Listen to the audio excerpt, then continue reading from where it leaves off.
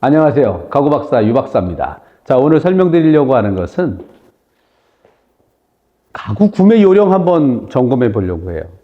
가구를 사러 오는데 생전 처음으로 신혼가구를 준비해야 되는 신혼부부들, 또 딸을 처음 출가시키는 처음 두 번째로 가구를 사는 우리 엄마, 아빠들. 어떤 가구를 사야 할지 판매자들 이야기를 들으면 들을수록 미궁에 빠지죠. 다 자기께 좋대.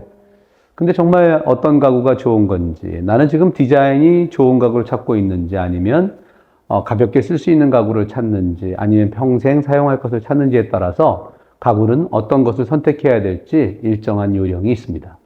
자, 가구 박사와 함께 오늘 가구 구매 요령에 대해서 품목별로 점검해 보도록 하겠습니다. 자, 우선 가구 구매 요령에 첫 번째로 우선 우리 가장 많은 분들이 첫 번째 구매하는 것이 침대가 되죠. 자, 침대는 크게는 우선은 두 가지로 프레임하고 매트리스로 나뉠 수 있어요. 지금 우리가 대부분 대중에서 알고 있는 시중에 있는 브랜드들은 A자로 시작하는 거라든가 S자로 시작하는 거라든가 뭐 컴포에서 사는 제품이라든가 대부분은 다 매트리스 브랜드이죠.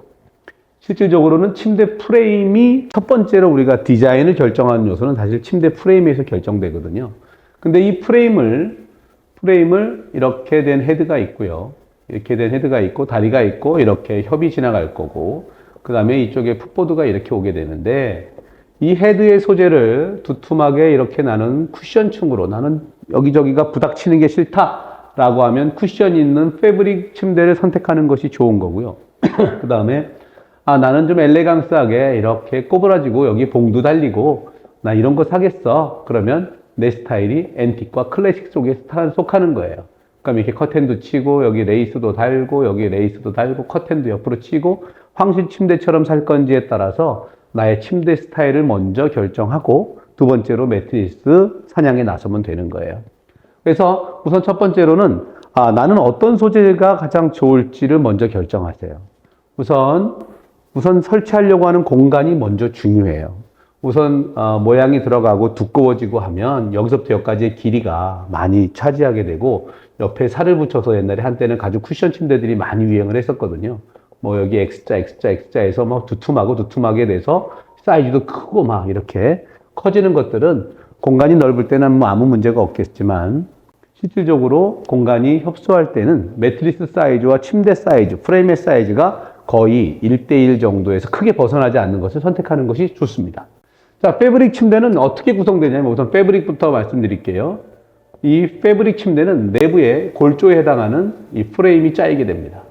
이 프레임이 얼마나 견고하게 잘 짜였느냐에 따라서 첫 번째 가격이 결정되고, 여기에 쓰인 목재가 얼마나 정제목을 썼는지에 따라서 품질이 결정되는 거예요. 그래서 비싼 제품은 내부에 있는 목재가 일단 좋을 것이다, 예상이 되는 거고요. 그 다음에 여기에 쿠션층을 구성하는 쿠션재 자체가, 쿠션의 소재 자체가 고급스럽기 때문에 쿠션이 반복적으로 몇십 년, 10년 동안 써도 눌리지 않고 계속 반발력을 가져야 되는 것이 중요해요. 그래서 패브릭 침대는 안에가 보이지 않기 때문에 패브릭 침대는 가격이 곧 저는 품질이다라고 생각합니다.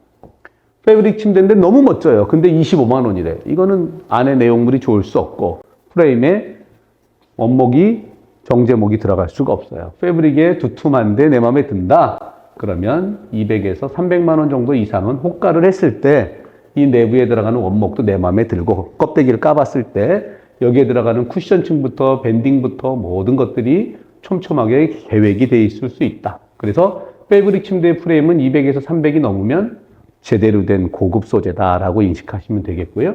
패브릭인데 100만 원이다. 그러면 이거 그래도 아주 품질이 준수한 제품이다라고 생각하시면 되고요. 30만 원이다. 그러면 내용물은 알 수 없다. 내용물에 뭐가 들어갔는지 우리가 알 수 없다라고 판단을 하는 거야. 하지만 겉은 화려하다. 이렇게 좀 말씀드릴 수 있고요. 그 다음에 원목으로 만들어지는 침대인데요. 원목으로만 만들어지는데 사실 침대가 이렇게 헤드가 짜지면 원목으로 이 헤드 부분에 향하는 이 넓은 면을 원목으로 커버할 수가 없어요.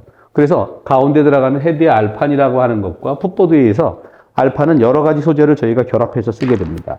가끔은 이렇게 칠이 들어가는 칠 제품을 사용할 수 있고요. 그 다음에 진짜 원목을 붙일 수가 있는데 원목이 넓게 되면 크랙이 오는 현상을 막을 수가 없어요. 왜냐하면 수축과 팽창을 하기 때문에 넓은 면은 우리가 알판이라고 하는데 알판은 무조건 크랙이 갈고 밴딩이 온다. 그래서 그럼 그게 오지 않으려면 여기를 앞뒤 전후좌우를 두꺼운 칠로 숨을 못 쉬게 코팅을 하게 돼요. 그렇게 되면 우리가 굳이 원목을 쓰는 이유가 사라지게 돼요.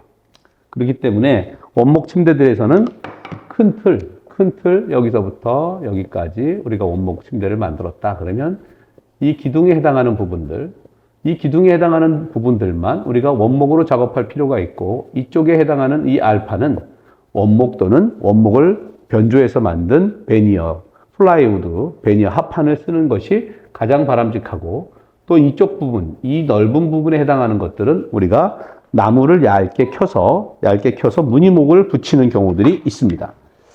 그래서 이런 것들이에요. 실제 내부에는 MDF를 씁니다. MDF는 나무를 밀가루처럼 얇게 만들어서 그것을 다시 고밀도로 압착을 해서 붙여서 일정한 판재를 가져오면 표면이 매우 곱기 때문에 조각을 하기도 좋고 페인팅을 하기도 좋고 이렇게 나무를 여기다 접합하기도 좋아요. 여기다 나무를 붙이면 천연나무 무늬목이라고 이야기하고요.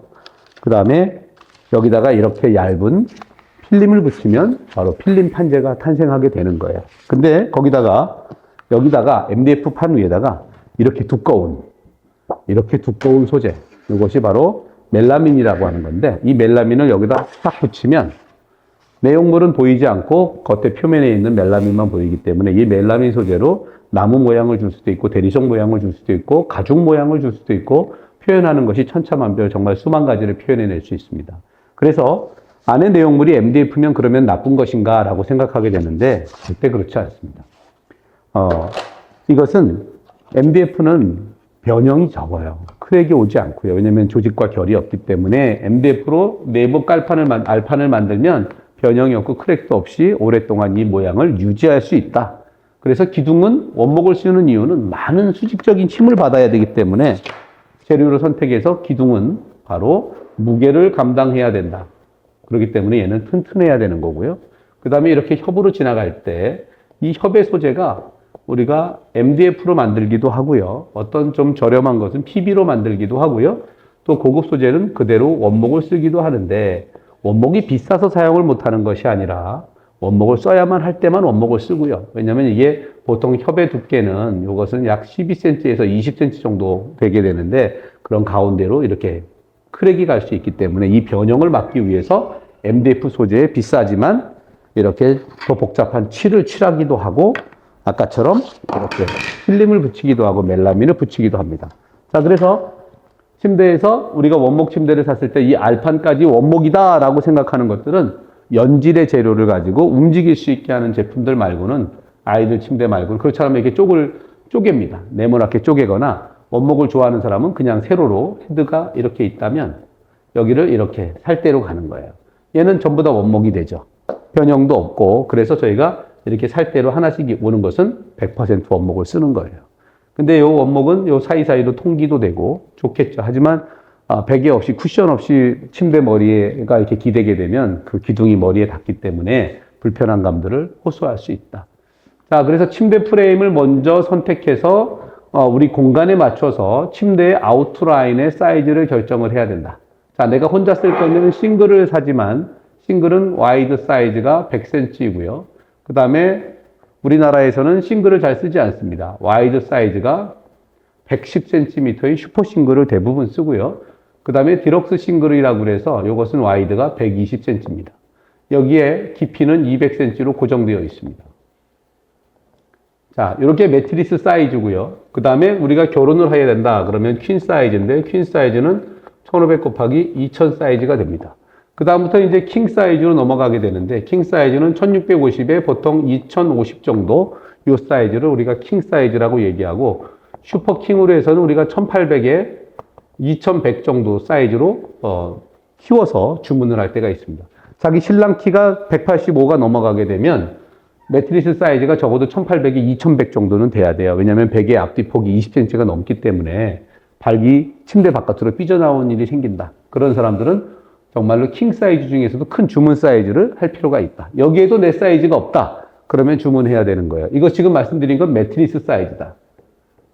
우리가 매트리스 사이즈이기 때문에 매트리스 사이즈 프레임 사이즈는 이거보다 와이드가 적어도 10cm 이상 더 넓게 되고요. 길이도 10cm에서 15cm 정도 더 먹는다. 그래서 공간을 고민하셔야 되고, 자, 그래서 침대 프레임 살 때는 패브릭을 살 거냐, 원목으로 살 거냐, 스틸로 살 거냐, 이것은 자기 취향에 따라서 결정하시면 되는데, 그래서 프레임이 갖춰야 되는 요소 중에 첫 번째는요, 견고하고 튼튼하냐, 그리고 디자인은 내 마음에 드느냐. 디자인이 첫 번째가 되겠죠. 디자인이 첫 번째 마음에 드는 걸 골라라. 두 번째는, 야, 그거 근데 튼튼하고 견고해? 튼튼하고 견고한지 여부를 결정해라. 그 다음에 세 번째는 바로 가격이죠. 가격이 너무 싼 거를 골래다가는 낭패를 볼 수 있다. 그러면 침대 프레임의 퀸 사이즈 기준에 침대 프레임의 적정 구매 금액은요. 내가 좋은 침대를 사기를 원한다. 그러면 120만 원에서 약 한 250 정도가 적정하겠고요. 나 준수한 중급 정도를 사고 싶다. 중급 정도면 약 70에서 120 정도가 되겠고요. 저급이다. 그러면 30만 원 미만대가 되겠습니다. 그래서 이 정도를 퀸 침대 기준으로 프레임 가격은 이 정도에서 결정하시면 돼서 나 중급 정도 70에서 120이면 프레임이 아주 괜찮습니다. 그 다음에 이렇게 120에서부터 250만 원 정도의 프레임을 사게 되면 이거는 물건이 좋은 거예요. 좋은 재료를 다 쓰고 성심껏 모든 구성 요소를 다 채워서 만들어 가는 거예요. 자, 그렇게 해서 침대 프레임에 대한 선택을 하고 제일 어려운 것이 이제 사실 매트리스죠.